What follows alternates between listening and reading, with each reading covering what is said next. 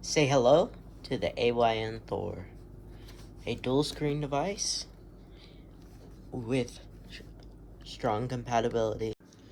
I've had the AYN Thor for about 6 months now, and I wanted to make a video walking through my opinion of it, what you can expect, and yeah, just everything about it in general.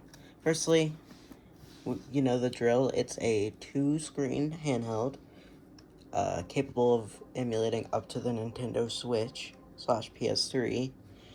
It's USB-C chargeable, comes with an SD card. I have the Pro model, so it's about 16 gigabytes, and it has 1 terabyte of storage inside. So 16 gigabytes of memory and 1 terabyte of storage. It comes with 2 sets of shoulder buttons. Here's the power and the sound, and yeah, that's about it for the outside. I would consider this very nice to touch. It feels like it's made out of very nice plastic. And the inside screen is double glass, so it feels very high quality. Some people don't really like the glass, and I wasn't very keen on it when I first bought it. But now that I've had it in hands for about 6 months. Yeah, there's nothing wrong with it. I love it a lot, actually. It just feels really nice to hold.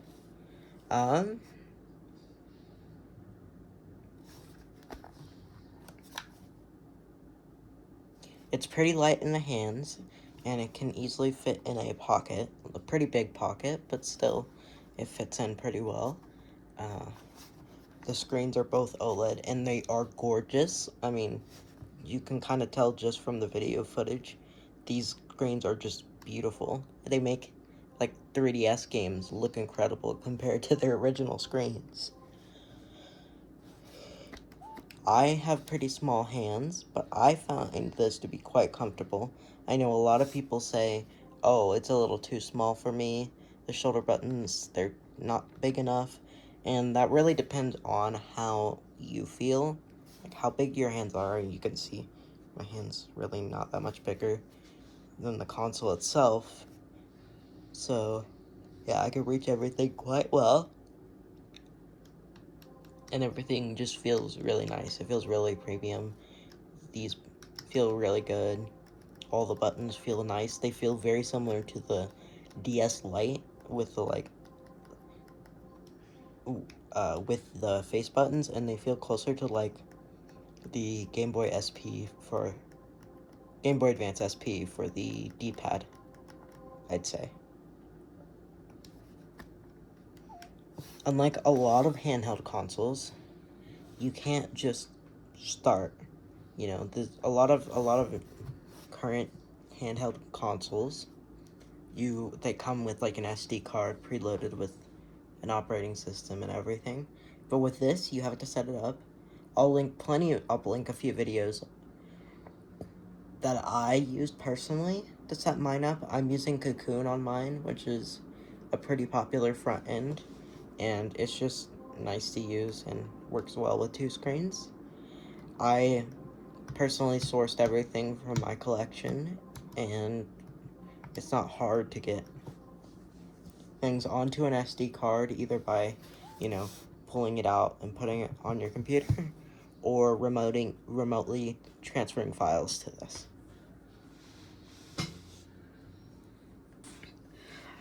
I don't play very many video games anymore, but I still use this quite a bit. I would say at least 2 or 3 times a week, and it works quite well for me. Mainly, I use it for a mix of pick up and play, like Animal Crossing, or this game I've been playing a lot of. And then also, it's really nice to, just as, almost like a phone with a stand to use YouTube or any other device or any other, streaming service you like to watch or listen to on the side. You can use it kind of like as another monitor just to look at things, and that's pretty nice. I'd say it's pretty easy to pick up, pretty easy to use. You know, its battery only drains for me about 5% a night, so I keep it on most nights, and I don't even leave it plugged in most of the time. And yeah, as long as I charge it about once every couple weeks, it stays up. Um, I don't have much experience personally with Android, but I'd say if you at least understand tech a slight amount, you should be able to get around to setting it up and getting used to the settings being different and everything like that to like versus like a regular console like a 3DS or a Switch or otherwise. I never actually have had problems with fan noises. I know that's a little something people mention a lot. I mean, main thing is just don't put your hand over this. It'll get a little hot sometimes, but yeah, I've never had problems with fan noises. I think that's just a manufacturing error that sometimes happens with some people. And yeah, I would also say I've never had problems with battery life. Like I mentioned, it only drains about 5% at night, and I'd say it runs longer than a Switch emulating Switch games. I'd say it runs maybe, I've gotten it to run for like 6 or so hours, emulating Switch games that would run for maybe 4 off a battery, 3 or 4. Now let's move on to the good and the bad. I would say the first thing I would mention is this thing is fast. You know, you turning it on, turning it off. You know, it's just very snappy. Games load quicker than they do on the original consoles. Um, you know, just there's no input latency that I can notice. And because of the speed, I also find it very easy to use. I mean, it really depends on the front end you choose and how used to or how okay you feel with using both touchscreens. But once you get used to those two things, this console is great to use. Like I also mentioned, the battery life is quite long, so this can last you a whole day, you know, taking it out when you're like bored, when you're at a school or a job, or when you're traveling. It's great. I'd also say the emulation quality is quite good. The only thing you have to keep in mind is that you need to use certain drivers with like higher end emulation, like Switch emulation, which I had to mess around with to get Animal Crossing to work properly on my system. Now, moving on to the things I don't really like as much. Mainly the stylus. I really wish there was some kind of stylus on this thing, and I understand, you know, this is not the same type of touch capacitive. This is, you know, a like smartphone's touch capacitive rather than, you know, something that the DS or the 3DS used with the pressure capacity. So it doesn't work as well, but I wish there was some kind of tech that would make it work well. And even if it did work well, it'd be nice just to have one like with a slot somewhere on the console, so you don't have to add like a little attachment for it or something like that. Another thing is just like I mentioned, sometimes it can be hard to figure out how to get a certain game or console to run on this. But that's not this console's problem specifically.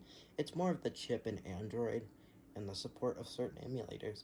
You just kind of have to figure out what turnip drivers work the best on this console at the time. You know, both for x86 games, which are Windows, Linux games, and then also for like Switch and PS3, you know, higher emulation. Those two can be a little hard to set up sometimes. But once you have it set up, you're all good, pretty much. Overall, I think this is a great console, and if you are getting it, you know, I think you'll be pretty happy with it. But yeah, tell me what you think about it, and let me know what other uses you have for yours. And you know, I might cover some uses I have with mine, such as I use this other launcher called Agrassi to access my server that holds all the ROMs I own. And yeah, just let me know what you think of it, when or if you're getting your own, and what you think I should cover next. Thank you so much, and have a good day.